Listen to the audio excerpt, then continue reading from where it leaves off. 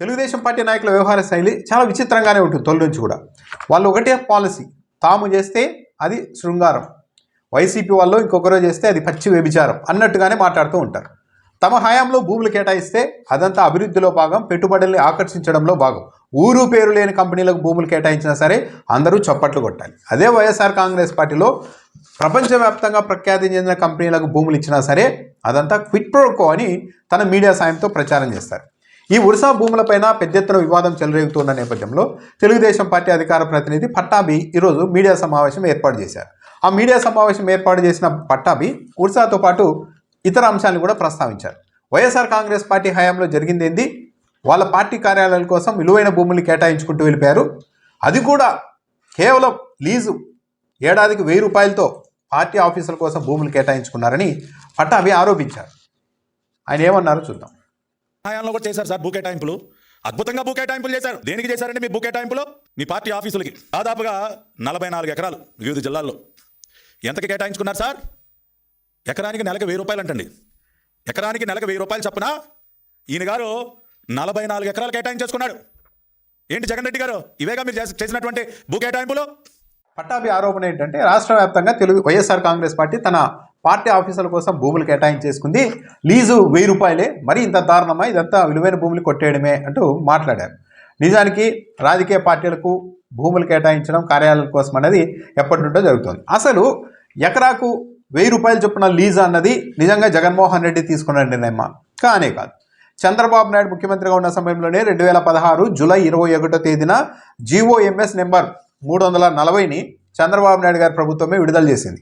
అందులోనే చెప్పారు, యాక్చువల్లీ అప్పుడు ఏం చేశారంటే తెలుగుదేశం పార్టీ అధికారంలో ఉండడంతో పూర్తిగా రాష్ట్ర వ్యాప్తంగా తెలుగుదేశం పార్టీకి అత్యధిక విస్తీర్ణంలో భూములు దక్కేలా కావాలని జీవో ఇచ్చుకున్నారు. ఆ జీవోలో కూడా ఒకసారి చూద్దాం.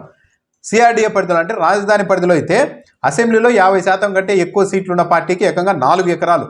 అంటే ఇప్పుడు తెలుగుదేశం పార్టీ అధికారంలో ఉంది కాబట్టి CRDA పరిధిలో తెలుగుదేశం పార్టీకి 4 ఎకరాలు కేటాయించేసుకున్నారు. స్ట్రెంత్ 2 అంటే అసెంబ్లీలో 25% నుండి 50% వరకు ఎమ్మెల్యేల సంఖ్య ఉంటే వాళ్లకు ½ ఎకరా.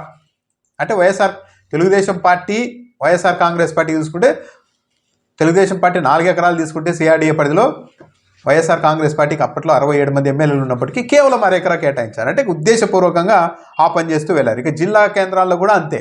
తెలుగుదేశం పార్టీ తనకు 2 ఎకరాలు దక్కేలాగా, వైఎస్ఆర్ కాంగ్రెస్ పార్టీకి కేవలం 1000 చదరపు గజాలు మాత్రమే దక్కేలాగా జీవో ఇచ్చుకున్నారు. ఆ జీవోలోనే ఈరోజు పట్టాభి చెబుతున్నారు కదా, వైఎస్ఆర్ కాంగ్రెస్ పార్టీ తన హయాంలో ఎకరా లీజు సంవత్సరానికి 1000 రూపాయలకే కేటాయించేసుకున్నారు జగన్మోహన్ రెడ్డి. కాదు, చంద్రబాబు నాయుడు గారి ప్రభుత్వం 2016 జూలై 1న విడుదల చేసిన జీవో నెంబర్ 340లోనే lease rent 1000 rupees per acre per annum అని రాశారు. అంటే ఎకరాకి 1000 రూపాయలు సంవత్సరానికి లీజ్ అని తెలుగుదేశం పార్టీ జీవో ఇచ్చిన ఆధారంగానే ఆ తర్వాత వైఎస్ఆర్ కాంగ్రెస్ పార్టీ కొన్ని చోట్ల భూములు కేటాయించుకుంటే ఆ పార్టీకి ప్రభుత్వం వైఎస్ఆర్ కాంగ్రెస్ పార్టీ కేటాయిస్తే ఇప్పుడు పట్టాభి తప్పుపడుతూ ఉన్నారు. అంటే మొత్తం తెలుగుదేశం పార్టీని జీవోలు ఇస్తుంది, తెలుగుదేశం పార్టీని అన్ని నిర్ణయాలు తీసుకుంటుంది, అవే నిర్ణయాల్ని వచ్చే ప్రభుత్వాలు అమలు చేసినా సరే దోపిడీ అంటూ ప్రచారం చేస్తారు. మంగళగిరిలో తెలుగుదేశం పార్టీ కేంద్ర కార్యాలయానికి సంబంధించిన భూముల వ్యవహారంలోని ఇలాగే చేశారు.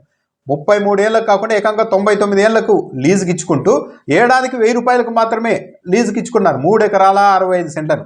కానీ ఈరోజు పట్టాభి వచ్చేసి తెలుగుదేశం పార్టీని కాకుండా వైఎస్ఆర్ కాంగ్రెస్ పార్టీ ఎలా ఎకరాకు ఏడాదికి 1000 రూపాయలకే లీజుకి ఇచ్చుకుంటుంది అని ప్రశ్నిస్తూ ఉన్నారు. తెలుగుదేశం పార్టీ కేంద్ర కార్యాలయాన్ని 99 ఏళ్లకు ఏడాదికి 1000 రూపాయల లీజు చొప్పున కేటాయించుకున్నారు. మరి ఇక ఉర్సాకు సంబంధించి ఈరోజు పట్టాభి ప్రెస్ మీట్ పెట్టారు. ఉర్సా భూములను కేటాయించడాన్ని పూర్తిగా ఆయన సమర్థించుకున్నారు. పెట్టుబడులు వస్తుంటే విశాఖపట్నానికి వీళ్ళు అడ్డుకుంటూ ఉన్నారు, 11 సీట్లు పడగొట్టిన ఇంకా బుద్ధి రాలేదు అంటే ఇక రకరకాలుగా పొలిటికల్ కామెంట్స్, క్రిటిసిజం ఆయన చేస్తూ వచ్చారు. అయితే తెలుగుదేశం పార్టీ స్టాండ్ ఏంటి? విశాఖపట్నంలో భూముల కేటాయింపు పైన తెలుగుదేశం పార్టీ తొలి నుంచి ఇదే స్టాండ్తో ఉందా? పట్టాభి చెప్తున్నారు, మేము 99 పైసలకి ఇవ్వలేదు ఉర్సాకి, TCSకి ఇచ్చామే కానీ ఉర్సాకి మాత్రం అలా ఇవ్వలేదు. ఎకరా ఏది ఐటీ పార్క్ ఐటీ కంపెనీకి సంబంధించి 3.5 ఎకరాలని ₹1 కోటి చొప్పున, డేటా సెంటర్కి సంబంధించిన 56 ఎకరాలని ఎకరా 50 లక్షల చొప్పున ఇస్తున్నామని చెప్తున్నారు ఆయన. ఇంకా జీవో కూడా మేము విడుదల చేయలేదని కూడా చెప్తున్నారు, నిర్ణయం అయితే తీసుకున్నామని చెప్తున్నారు.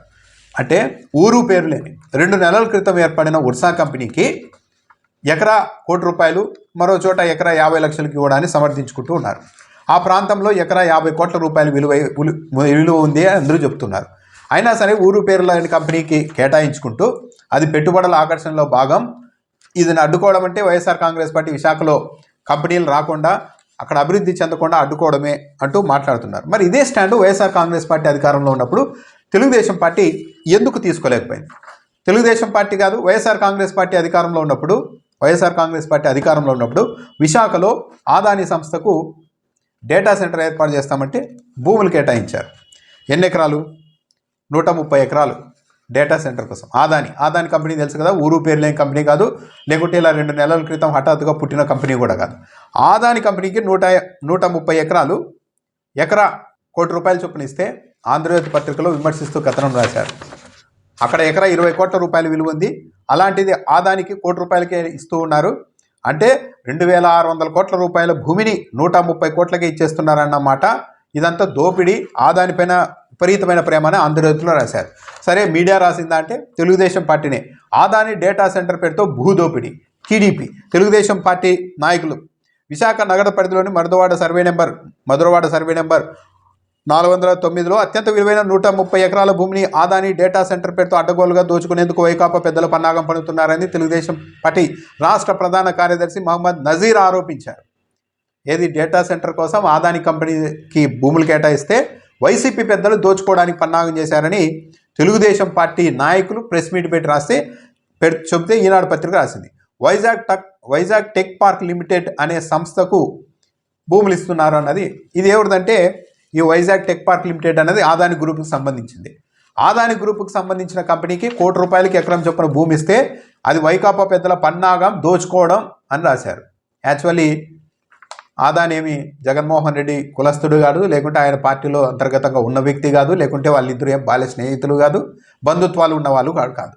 ఒక పెద్ద కంపెనీకి డేటా సెంటర్ కోసం ఎకరాకి ₹1,00,00,000 చొప్పున ఆ రోజు కేటాయిస్తే దోపిడీ, పన్నాగం, వైకాపా పెద్దల పన్నాగం అంటూ తెలుగుదేశం పార్టీ మీడియా ఆరోపించారు. పైగా ఈ ఉర్సా భూ కేటాయింపులపైన చాలామందికి అనుమానాలు ఉండడానికి ప్రధాన కారణం ఏంటంటే ఈ కంపెనీల ప్రమోటర్లు, డైరెక్టర్లు అంతా అటు నుండి ఇటు తిరిగి చూసినా కూడా మళ్ళా తానాతో సంబంధాలు ఉన్నవాళ్ళు, తెలుగుదేశం పార్టీ నాయకులతో సంబంధాలు ఉన్నవాళ్ళు, తెలుగుదేశం పార్టీ నాయకులతో వ్యాపార భాగస్వామ్యం ఉన్నట్లు ఆరోపణలు ఎదుర్కొంటున్న వాళ్ళు వీళ్ళే ఉన్నారు.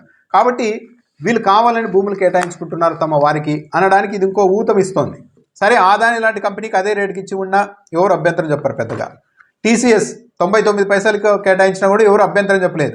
నిజానికి ఇక్కడ గమనించాల్సింది ఏంటంటే టీసీఎస్ లాంటి సంస్థ కూడా ₹1,000 కోట్ల ఆదాయం వస్తున్న సంస్థ ఇలా ప్రభుత్వానికి సంబంధించిన, ప్రజలకు సంబంధించిన ఆస్తుల్ని ఇలా ఇచ్చేస్తామనగానే అంత చీప్గా ఎందుకు తీసుకుంటోంది? లేదు, మేము ఇక్కడ కంపెనీ పెట్టాలనుకుంటున్నాం, యూనిట్ పెడతాం, కానీ ప్రజల భూమి మాకు అంత చులకనగా అవసరం లేదు, చౌకగా మేము కనీసం ఇదిగో ఈ స్థాయిలో మిగిలిన కంపెనీల స్థాయిలోని మేము కేటాయిస్తామని యాక్చువల్లీ ముందుకు రావాల్సింది. కానీ 99 పైసలకే టీసీఎస్ భూమిని తీసుకుంటోంది. ఓకే, టీసీఎస్ ప్రముఖ సంస్థ కాబట్టి అది అక్కడికి వస్తే యాంకర్ కంపెనీ లాగా పనిచేస్తుంది, మిగిలిన కంపెనీలు ఆకర్షించేందుకు అవకాశం ఉంటుంది అని చెప్తున్నారు కాబట్టి ఓకే, దాన్ని అంగీకరిద్దాం. కానీ 2 నెలల క్రితం పుట్టిన ఈ ఉర్సా అనే సంస్థ ఏ యాంకర్ కంపెనీ అవుతుంది? ఎక్కడ పెట్టుబడులు లాగుతుంది? అలాంటి సంస్థకు ఇంత తక్కువకి ఎలా ఇస్తున్నారు? మరి అయితే ఇప్పుడు తెలుగుదేశం పార్టీ చెప్పాల్సింది ఏంటంటే ఉర్సాకు ఊరు పేరు లేని 2 నెలల క్రితం పుట్టిన ఉర్సా సంస్థకి ఎకరా ₹1,00,00,000 చొప్పున అక్కడ భూములు కేటాయించడం సమంజసమే అయితే, మరి గతంలో ఎంతో పేరున్న ఆదాని గ్రూప్కి ఎకరా ₹1,00,00,000కు భూమి కేటాయిస్తే అది భూదోపిడీ అని ఎలా అన్నారు? ఆ రోజు తెలుగుదేశం పార్టీ నాయకులు చేసిన ఆరోపణ నిజమా, లేకుంటే ఈరోజు తెలుగుదేశం పార్టీ నాయకుడు పట్టాభి మాట్లాడుతున్న మాట వాస్తవమా? ఏదో ఒక లైన్ తీసుకోవాలి. అలా కాదు, మేము అధికారంలో ఉన్నప్పుడు ఊరు పేరు లేని కంపెనీకైనా సరే చౌకగా భూములు అప్పగిస్తాం, అది పెట్టుబడుల ఆకర్షణలోనే భాగం, మీరంతా చప్పట్లు కొట్టాలి, ఎవరన్నా చప్పట్లు కొట్టకపోతే వాళ్ళంతా రాష్ట్ర ద్రోహులు, అభివృద్ధి నిరోధకులు అని మేము ప్రచారం చేస్తాం. అదే వైఎస్ఆర్ కాంగ్రెస్ పార్టీ అధికారంలో ఉంటే మాత్రం ప్రఖ్యాత కంపెనీలకు భూములు ఇచ్చినా సరే అప్పుడు మేము అదంతా క్విట్ ప్రోక్ అంటాం, వైకాపా పెద్దల పన్నాగం అంటాం, భూ దోపిడీ అంటాం. అప్పుడు మాత్రం ఎవరు కూడా మమ్మల్ని పెట్టుబడులు రాకుండా అడ్డుకుంటున్నారు, వీళ్ళు అభివృద్ధి వ్యతిరేకులు అని మాత్రం ఎవరు అనకూడదు. మేము అధికారంలో ఉంటేనే ఇదన్నీ కరెక్టు, మేము అధికారంలో లేకుండా ఎవరైనా అధికారంలో ఉండి ఎంత మంచి పని చేసినా అది రాంగే. ఈవెన్ చివరకు పార్టీ ఆఫీసులకు భూముల కేటాయింపు విషయంలో కూడా మేమిచ్చిన జీవోల్ని మా ప్రభుత్వంలోనే అమలు చేసుకుంటాం, మేమిచ్చిన జీవోల ఆధారంగా ఆ తర్వాత వచ్చిన ప్రభుత్వాలు ఫాలో అయ్యి భూములు కేటాయించుకుంటే అది ద్రోహం, దోపిడీ అని మేము ప్రచారం చేస్తాం అన్నంత తెగింపు ధోరణిలో ఉంది. అంటే ఒక స్టాండ్ అంటూ తెలుగుదేశం పార్టీకి ఉండడం లేదు. వైసీపీ హయాంలో ఏదైనా చేస్తే అది ఏం మంచి చేయని ఏం చేయని క్విట్ ప్రోకో, దోపిడీ, రాష్ట్రాన్ని అధోగతి పాలు చేయడమే. తెలుగుదేశం పార్టీ మాత్రం ఊరు పేరు లేని కంపెనీలకు భూములు ఇచ్చినా ఏం చేసినా కూడా ఈ రాష్ట్ర ప్రజలంతా వాళ్ళకి చప్పట్లు కొడుతూ ఉండాలి. ప్రశ్నిస్తే బెదిరించడం,